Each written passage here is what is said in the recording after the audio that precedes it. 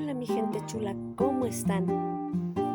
Hoy les traigo una historia escalofriante y me la compartió Anita Zúñiga de Guatemala. Ella me contó que vive en una comunidad y le toca cambiar de casa cuando se acaba el pasto para sus animales. Ella nos cuenta que en la última ocasión que se mudó, le tocó estar en una cabaña a la que nunca había ido. Ella es la menor de 6 hermanos, los cuales comenzaban su etapa de escuela y por lo tanto a ella le tocaría estar sola con sus papás. Casi de recién llegados a esa cabaña, su papá le pidió que limpiara el área donde estaba un caballo, el cual estaba en un establo como a 10 metros de distancia de la casa principal. Anita nunca había sido temerosa de estar en un lugar a solas, mas sin embargo en esa casa sí se sentía un poco insegura. La primera semana que hizo el aseo en ese lugar, sentía que no estaba sola. Mas sin embargo, no sentía temor. Así pasó más de un mes y la sensación era la misma. Pero, pasado ese tiempo, comenzó a cambiar todo. El pequeño establo se sentía muy frío y afuera, en el exterior, bastante calor, puesto que era verano. Ella no le dio tanta importancia en ese tiempo, porque pensó que el material con el que estaba hecho la cabaña, pues la mantenía fresca. Pasaron 2 semanas más y ella ya se había acostumbrado a la rutina de ir y venir de la cabaña a la casa. En cierta ocasión hizo sus quehaceres normales, pero al salir olvidó 2 de las herramientas que utilizaba, así que no le quedó de otra más que regresarse. Tomó la llave para abrir el candado nuevamente y antes de hacer el clic característico del candado, ella se sintió acompañada por las espaldas. Volteó y no vio a nadie. Sintió cómo se le erizó completamente su cuerpo y a la vez como algo la traspasaba. Quiso correr, pero no pudo. Se quedó completamente inmóvil y bien aterrorizada. Así pasaron unos segundos hasta que pudo correr hasta la casa. Llegando le contó a su madre, pues era quien estaba ahí. Le explicó todo lo que había pasado, todo lo que había sentido. Su mamá la escuchó con toda la atención del mundo y le dijo: eso que tú sentiste solamente es viento. Así que ándale ya, déjate de cosas.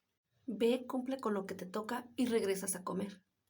Ella, al ser una niña muy religiosa, no le quedó de otra más que persignarse y continuar con lo suyo, ya que su papá no tardaba en regresar a casa. Así que con toda la pena del mundo, dio la vuelta para regresar por las herramientas que había olvidado. Recogió las herramientas mientras se giraba su cabeza de lado a lado para confirmar estar sola. Y al menos esa tarde todo sucedió con normalidad. Y así continuó alrededor de 3 o 4 días. Y más o menos al sexto día, su mamá la manda por una canasta de huevos al mismo lugar.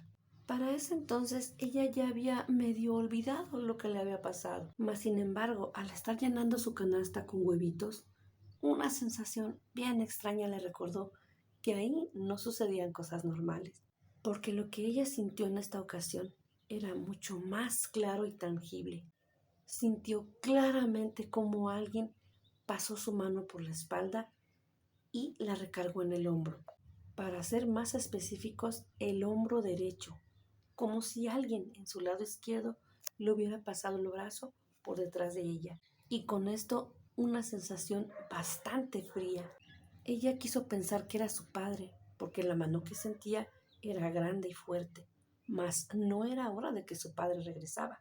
Con mucho miedo giró su cabeza a la izquierda para confirmar que no había nadie. El instinto de supervivencia la hizo correr en ese mismo instante y dejar la canasta con los huevos.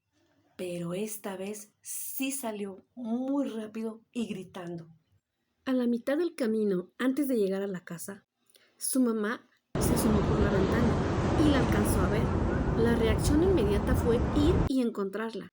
La señora corrió con todas sus fuerzas y al cabo de unos segundos la encontró. Esta vez la encontró realmente agitada y temblorosa. Se sintieron tan asustadas las dos que se abrazaron y juntas echaron a correr hasta la casa, cerrando con una tranca inmediatamente. Esa misma tarde decidieron preguntar a los vecinos qué es lo que había en ese lugar y averiguar si había alguna historia detrás. Esperaron a su padre y hablaron con los vecinos. Y fue hasta entonces cuando les contaron la historia de ese lugar. Resulta que ahí estuvo viviendo otra familia, que por cierto también pagaban arriendo. Y como ese lugar está un poco distante de la ciudad, se pagaba cada 3 meses. Resulta que en una época antigua, la familia enfermó y varios miembros de la familia murieron. La familia era pequeña, constaba de mamá, papá y 2 hijos, los cuales fueron los primeros que fallecieron. En ese entonces no existía cura para esa enfermedad. Los 2 padres, el padre y la madre, al verse solos, se suicidaron. Y como la renta no se pagaba muy seguido, el dueño de la propiedad no acudió hasta ver que no le pagaban su arriendo. Fue entonces que decidió ir y descubrió los 2 cadáveres. Fue una gran y triste noticia, pues los vecinos de los alrededores, tanto los más lejanos como los más cercanos, los apreciaban mucho. El propietario hizo todos los movimientos habidos y por haber para que la propiedad quedara perfectamente limpia, y a pesar de lo que pasó ahí, la siguió rentando. Terminaron por contarles que ahí nadie duraba más de 2 meses, y algunos otros ni siquiera una semana.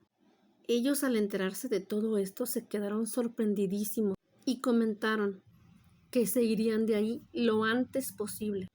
Nuestra amiga nos cuenta que desde entonces, a cada lugar a donde van, piden informes, pues ya que fue una muy mala experiencia y no quieren que les vuelva a suceder. Y me cuenta que desde entonces todo ha estado perfectamente tranquilo. Pero ustedes se imaginan qué susto, amigos. Estoy segura que cualquiera de ustedes hubiera salido disparado en ese momento, dejando atrás todo en esa casa. Pues muchas gracias a nuestra amiga de Guatemala que se animó a mandarnos su historia. A mí sí me puso los pelos de punta. Bueno, pues antes de despedirnos para la siguiente historia, les agradezco a todos los miembros de nuestra comunidad por los emails que me han mandado. Seguimos poniendo todo en orden, organizando y demás para poder contar sus historias. Todito en Porcelana Story Times les agradece su tiempo por mandarnos sus historias, por compartir y tenernos esa confianza. Saludos para todos, cuídense mucho y hasta la próxima.